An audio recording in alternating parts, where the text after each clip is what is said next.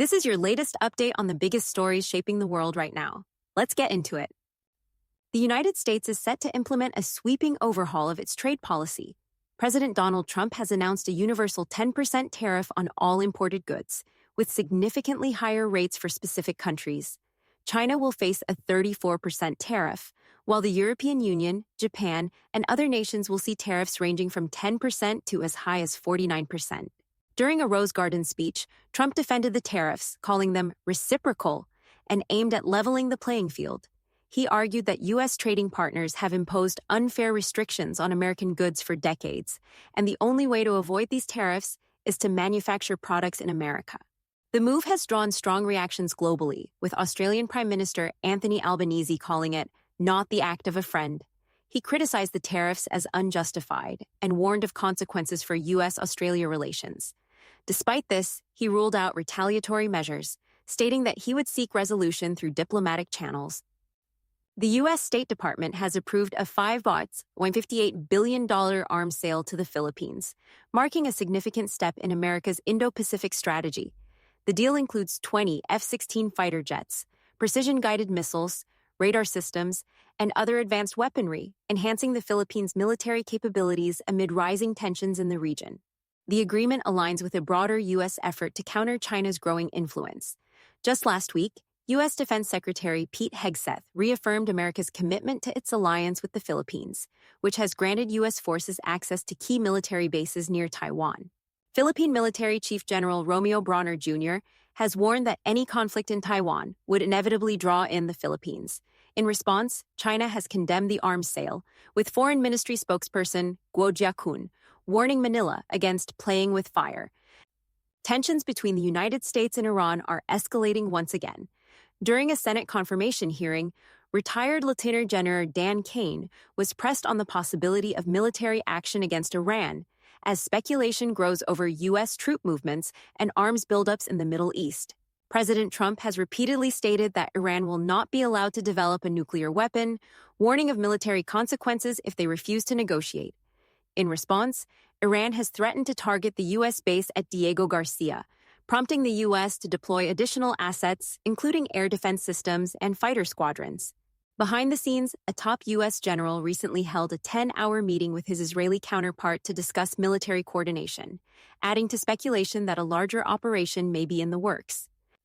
The United States has recorded its lowest number of migrant arrests at the southern border since 2000. In March, Border Patrol officials reported approximately 7,080 arrests, a drastic decline from the monthly average of 155,000 over the past 4 years. The drop follows a series of enforcement measures enacted by President Trump, including the deployment of troops and the reinstatement of a broad asylum ban. Acting Customs and Border Protection Commissioner Pete Flores praised the new approach, stating that agents are now empowered like never before to secure the border. Wisconsin voters have elected Susan Crawford to the state Supreme Court in the most expensive judicial race in U.S. history. Her victory over conservative Brad Schimmel secures a 4-3 liberal majority on the court. Elon Musk was a major player in the race, donating $20 million to Schimmel's campaign and offering financial incentives to voters. Despite this, Crawford won with 54% of the vote. The race drew national attention due to its implications for redistricting ahead of the 2026 midterms and 2028 presidential election. Democrats have framed the outcome as a defeat for Musk and Trump, who both backed Schimmel. The U.S. Department of Agriculture has frozen federal funding for Maine due to its refusal to comply with President Trump's executive order on transgender athletes in women's sports. USDA Secretary Brooks Rollins stated that the freeze will remain in place until Maine agrees to uphold Title IX protections for female athletes. While the decision will not impact federal feeding programs, it has intensified debates over federal authority and state rights. New York City Mayor Eric Adams is now free to campaign for re-election without legal concerns after federal prosecutors dismissed corruption charges against him.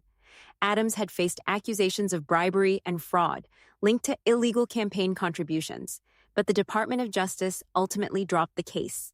With less than 3 months until the election, Adams now faces a challenging race against a leading opponent in the polls.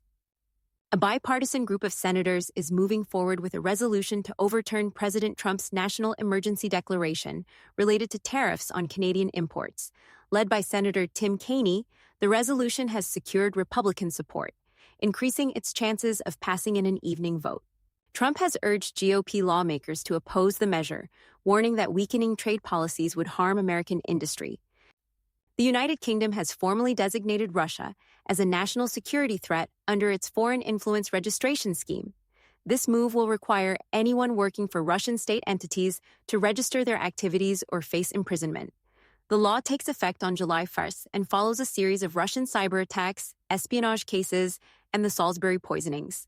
Since 2018, Britain has expelled more than 20 Russian spies and recently convicted 6 Bulgarian nationals for espionage. The new designation signals an intensifying crackdown on Russian interference. That's all for tonight's news update. Thank you for joining us. We'll continue to monitor these stories and bring you the latest developments. Stay safe, stay informed, and have a good night. If you enjoyed this video, don't forget to hit the like button, share it with your friends, and subscribe to the channel. And don't forget to turn on the notification bell so you never miss an update.